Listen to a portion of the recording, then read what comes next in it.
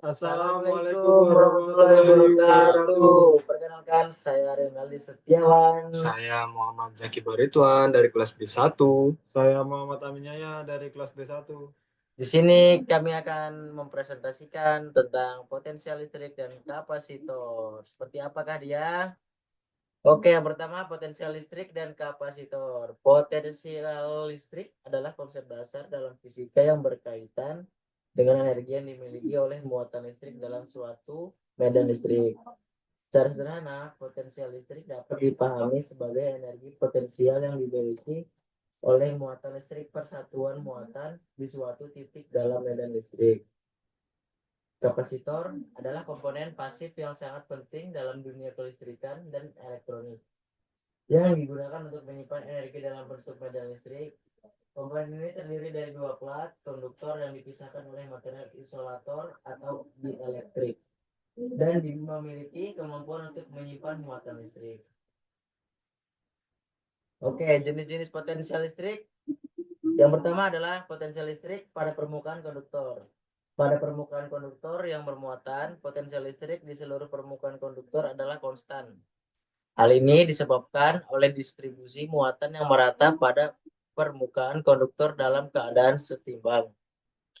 Yang kedua, potensial listrik di sekitar plat sejajar. Untuk dua plat sejajar yang bermuatan, potensial listrik di antara plat dapat dihitung dengan menggunakan P sama dengan ID, di mana I adalah medan listrik antara plat yang bersifat konstan. Yang ketiga, potensial listrik dan medan listrik. Hubungan antara potensial listrik dan medan listrik bisa dilihat pada konduktor dan keping sejajar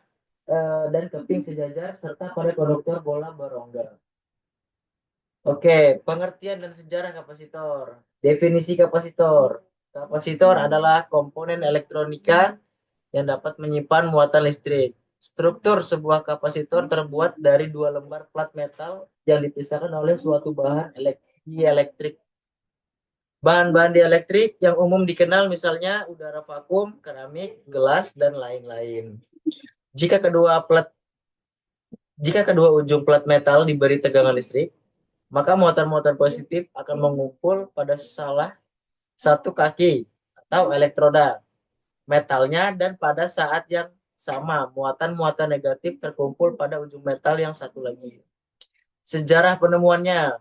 Kapasitor pertama kali ditemukan pada abad ke-18, tepatnya pada tahun 1745 oleh ilmuwan asal Belanda, yaitu Ewald Georg von Claeys, dan beberapa waktu setelahnya oleh Peter van Massenburg dari Leiden, Belanda. Penemuan kapasitor ini terjadi secara tidak sengaja ketika mereka mencoba untuk membuat eksperimen dengan muatan listrik statis. Mereka menemukan bahwa sebuah botol yang berisi air dan dilengkapi dengan dua plat logam dapat menyimpan energi listrik, yang kemudian dikenal sebagai botol Leyden. Jenis-jenis kapasitor bisa dilanjut oleh Mas Zaki. Jadi jenis-jenis kapasitor yaitu pertama kapasitor keramik. Kapasitor keramik adalah jenis kapasitor yang paling umum digunakan dalam elektronik. Mereka menggunakan keramik sebagai bahan dielektrik dan memiliki ukuran yang relatif kecil serta harga yang terjangkau. Kapasitor ini sering digunakan dalam aplikasi seperti penyaringan, pengaturan tegangan, dan sebagai elemen dalam sirkuit resonansi. Kapasitor elektronik, yaitu kapasitor elektronik menggunakan elektrolit, biasanya cair atau gel, sebagai salah satu pelat konduktor dan memiliki kapasitas yang lebih besar dibandingkan kapasitor keramik. Mereka umumnya digunakan dalam aplikasi yang memerlukan penyimpanan energi besar, seperti dalam catu daya, pengaturan tegangan, atau filter daya. Yang ketiga, superkapasitor, yaitu atau juga disebut dengan ultrakapasitor, adalah kapasitor yang memiliki kapasitas sangat besar dan digunakan untuk menyimpan energi dalam jumlah besar. Mereka sering digunakan untuk aplikasi penyimpanan energi jangka pendek dan dapat menggantikan baterai dalam beberapa aplikasi seperti kendaraan listrik, cadangan daya, dan pengaturan daya.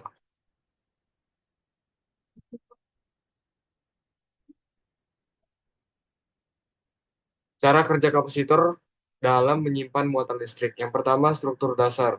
Sebuah kapasitor terdiri dari dua plat konduktor yang dipisahkan oleh bahan isolator yang disebut dielektrik. Yang kedua, proses pengisian.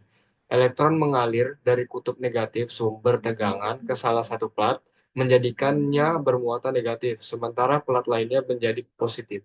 Yang ketiga, pembentukan medan listrik.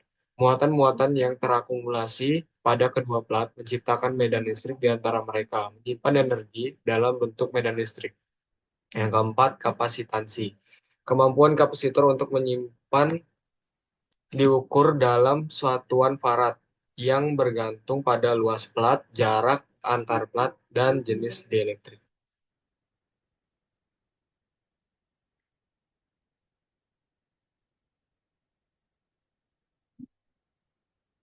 Faktor-faktor yang mempengaruhi kapasitas kapasitor. Satu, luas permukaan plat. Semakin besar luas plat, semakin banyak muatan yang dapat disimpan. Dua, jarak antara plat. Semakin kecil jarak antara plat, semakin besar kapasitasnya. Jenis bahan dieelektrik, semakin tinggi konstan dieelektrik, semakin besar kapasitasnya. Luas permukaan plat yang lebih besar memungkinkan lebih banyak elektron berkumpul di permukaannya, sehingga meningkatkan total muatan yang bisa disimpan. Jika plat-plat direkatkan, medan listrik di antara keduanya menjadi lebih kuat, sehingga muatan yang disimpan pun lebih banyak.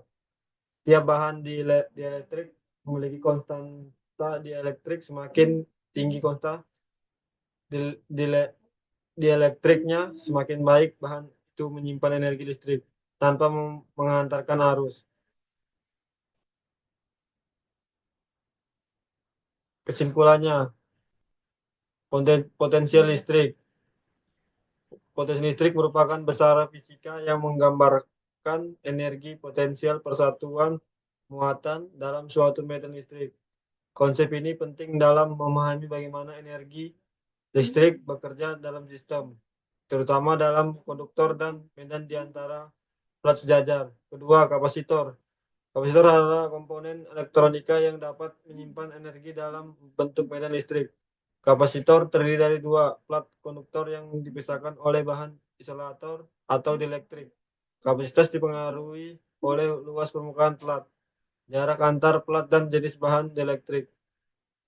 Terakhir, aplikasi. Dengan memahami konsep potensial listrik dan cara kerja kapasitor, kita dapat mengetahui bagaimana elektrik disimpan dan digunakan dalam berbagai aplikasi, baik di dunia teknologi maupun fenomena alam seperti terbentuknya muatan di awan sebelum petir terjadi. Sekian dari kami, kurang lebihnya mohon maaf. Assalamualaikum warahmatullahi wabarakatuh.